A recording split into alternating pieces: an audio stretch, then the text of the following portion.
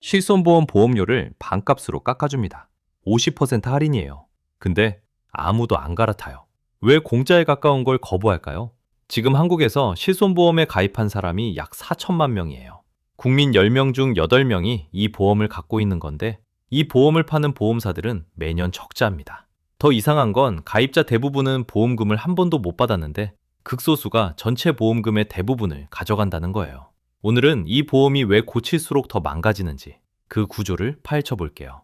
친구 10명이 모여서 보험을 하나 만들었어요. 매달 똑같이 5만 원씩 걷습니다. 한 달에 50만 원이 모이는 거죠. 그 중에 누가 아프면 그 돈으로 병원비를 내주는 구조예요. 공평해 보이잖아요? 그런데 1년이 지나고 보니까 이상한 일이 벌어져 있습니다. 10명 중 6명에서 7명은 보험금을 단 한 번도 못 받았어요. 건강했으니까요. 1년 동안 5만 원씩 60만 원을 냈는데 돌려받은 건 0원. 반면에 딱 한 명이 전체 보험금의 80%를 혼자 가져갔습니다. 나머지 6, 7명이 매달 꼬박꼬박 낸 돈이 사실상 그 한 명의 병원비를 대신 내주고 있었던 거예요. 이게 과장이 아닙니다. 금융감독원이 공식 발표한 실제 데이터예요. 실손보험 가입자의 65%가 1년 내내 보험금을 한 번도 못 받았고 단 9%가 전체 보험금의 80%를 가져갔습니다. 보험사는 3년 동안 5조 원을 잃었어요. 잠깐, 여기서 한 가지 짚고 넘어가야 해요. 여러분도 실손보험에 가입돼 있다면 아마 65% 쪽일 가능성이 높아요. 매달 보험료를 꼬박꼬박 내면서 정작 한 번도 못 쓴 쪽이요. 그런데 여러분이 매달 꼬박꼬박 낸 그 돈이 누군가의 병원비로 쓰이고 있었던 겁니다. 그러면 이 9%는 대체 뭐라는 걸까요? 핵심은 비급여 진료입니다. 우리가 병원에 가면 치료비 중에 건강보험이 적용되는 부분이 있고 안 드는 부분이 있거든요. 건강보험이 안 드는 치료를 비급여라고 하는데 원래는 환자가 전액 부담해야 하는 항목이에요. 실손보험이 이걸 대신 내줍니다. 문제는 이 비급여 항목에는 가격 규제가 없다는 점이에요. 같은 치료인데도 병원마다 가격이 다르고 병원이 원하는 대로 가격을 매길 수 있습니다. 대표적인 게 도수치료인데요. 주요 보험사 4곳의 도수치료 보험금만 봐도 2018년 약 5,500억 원에서 2022년 1조 1,000억 원으로 2배가 됐습니다. 도수치료 하나에 1조가 넘는 돈이 들어가는 거예요. 왜 이렇게 폭발했을까요? 여러분이 허리가 좀 아파서 정형외과에 갔다고 해볼게요. 의사가 진찰을 하고 이렇게 물어봐요. 혹시 실손보험 있으세요? 있다고 하면 그러면 도수치료도 같이 받으시죠. 보험에서 다 나오니까요. 라고 권합니다. 환자 입장에서는 내 주머니에서 나가는 돈이 거의 없으니까 네, 해주세요 하게 되고 병원 입장에서는 1회에 5만에서 10만 원짜리 시술을 할 수 있으니까 멈출 이유가 없죠.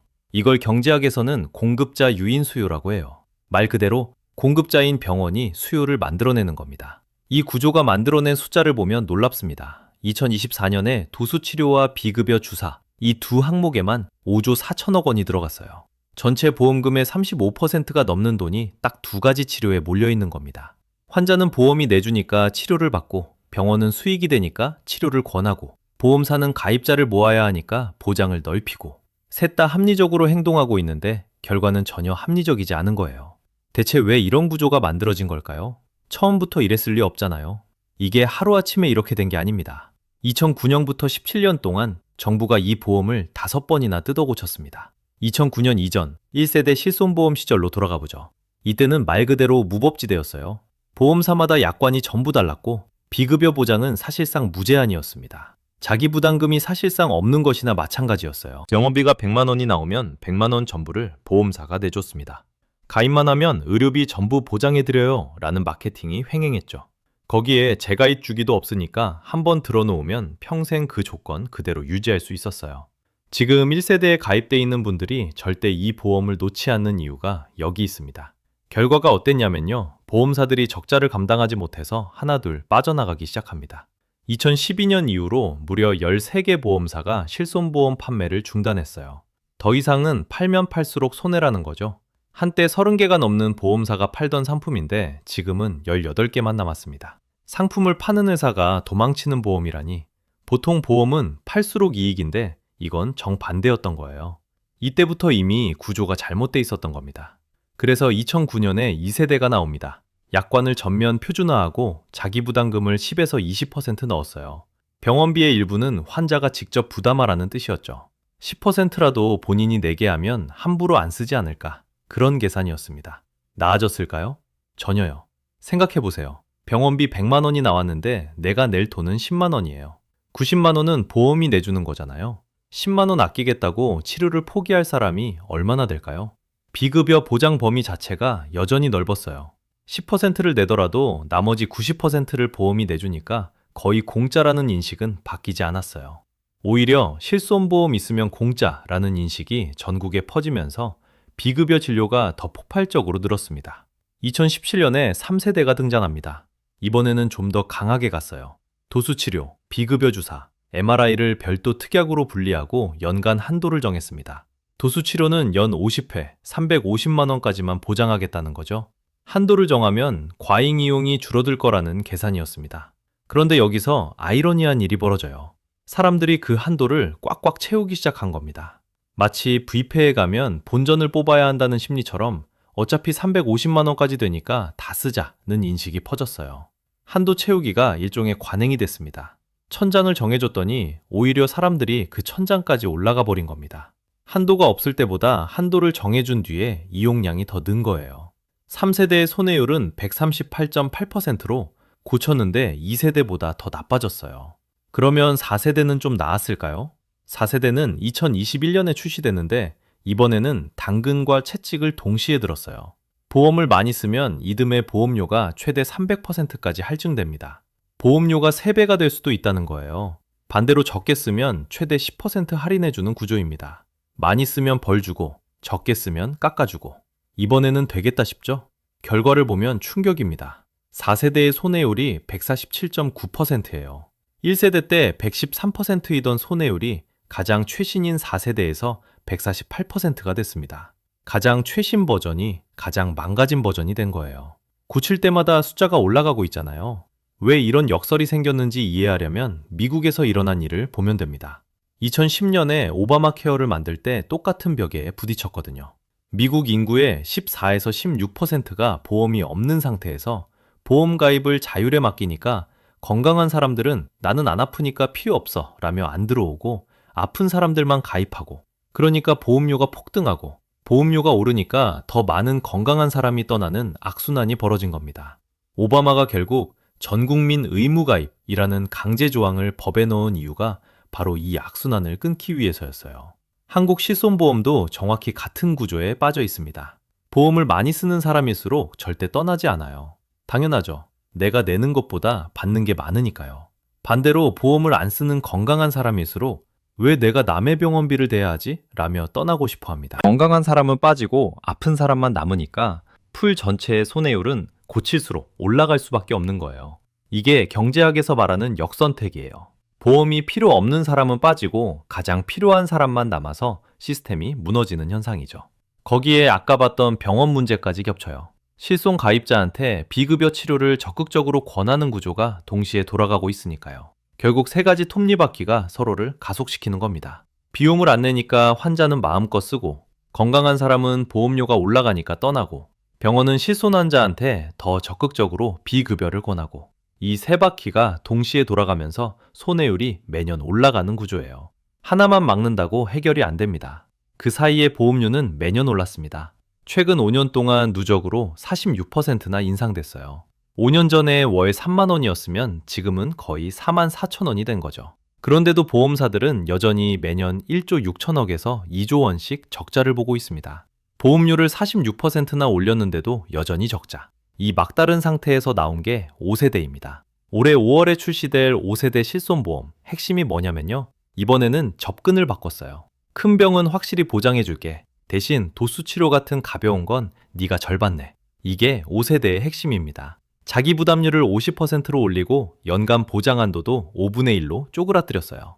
대신 보험료는 기존 4세대보다 약 30% 싸게 잡았습니다.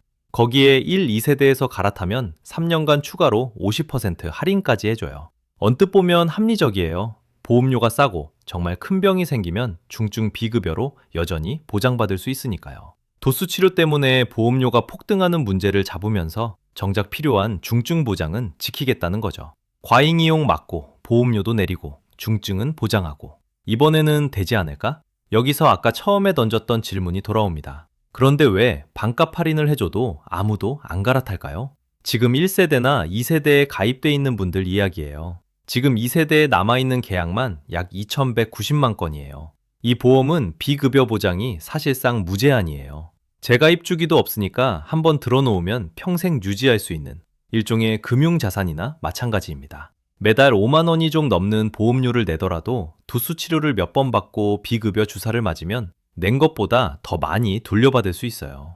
이 사람한테 5세대로 바꾸세요. 보험료 반값이에요. 라고 하면 어떻게 될까요? 자기 부담이 50%로 뛰어오르고 보장 한도가 1,000만 원으로 쪼그라들어요. 지금까지 도수치료 20회에 MRI 2번 찍으면 연간 500만 원 넘게 돌려받고 있었는데 그걸 포기하고 갈아탈 사람이 있겠어요? 보험료가 월 5만 원에서 2만 5천 원으로 줄어봤자 연간 절약액은 30만 원인데 포기해야 하는 보장 금액은 수백만 원이에요. 계산이 안 맞는 거죠. 이미 넣은 것보다 더 많이 빼가고 있는 사람한테 반값 할인은 아무런 유인이 되지 않습니다. 실제로 4세대가 나왔을 때 데이터가 이걸 정확하게 보여줍니다. 50% 할인을 내걸었는데 4년이 지나도록 1, 2세대 가입자 10명 중 9명은 꿈쩍도 안 했어요. 누적 전환율이 고작 10%에 불과했습니다. 이 보험의 적자를 만들어내는 핵심 사람들이 대다수 그대로 남아있는 거죠. 그러면 반대로 보험료만 내고 한 번도 보험금을 안 받은 65%의 사람들은 어떨까요? 이 사람들은 보험료가 줄어드니까 반응할 수 있어요.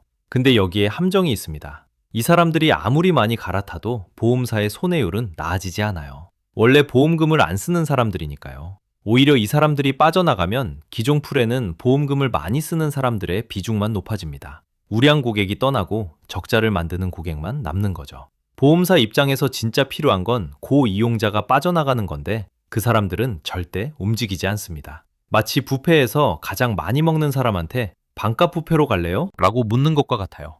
당연히 안 가죠. 결국 이 보험은 17년째 같은 패턴을 반복하고 있는 거예요.